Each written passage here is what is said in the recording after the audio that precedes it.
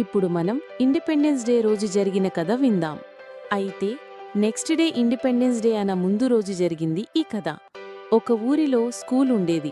అందరూ పిల్లలు హ్యాపీగా సెలబ్రేషన్ స్టార్ట్ చేశారు. కొంతమంది ఫ్లాగ్స్ పేస్ట్ చేస్తే మరింకొందరు వాల్స్కి ఫ్లాగ్ కలర్ పెయింటింగ్స్ వేస్తున్నారు. అలా ఆ క్లాస్లో ఆరవ్ అనే అబ్బాయి క్లాస్ లీడర్, అందరికీ హెల్ప్ చేస్తున్నాడు. అప్పుడే క్లాస్లో దీప్తి అనే అమ్మాయి ఒక కార్నర్ వాల్ దగ్గర సాడ్గా ఒక్కరితే కూర్చుంది. అది చూసిన ఆరవ్ దగ్గరికి వెళ్ళి అన్నాడు, దీప్తి ఎందుకలా ఉన్నావ్? నువ్వెందుకు హ్యాపీగా డెకరేషన్ చేయట్లేదు అని. దీప్తి అనింది, నాకు హ్యాపీగా డెకరేషన్ చెయ్యాలి అని ఉంది, కానీ రేపు నా దగ్గర న్యూ డ్రెస్ అండ్ ఫ్లాగ్ లేదు.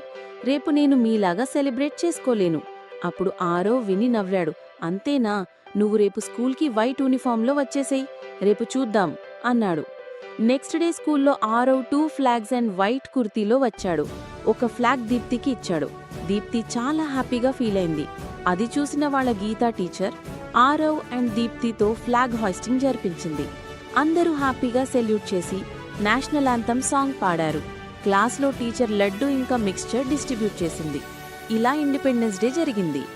సో నిజమైన దేశభక్తి అంటే అందరినీ మనవాళ్లని చూడటం, దయను చూపియడం, ఇంకా కలిసికట్టుగా నిలబడటం. Happy independence day to all.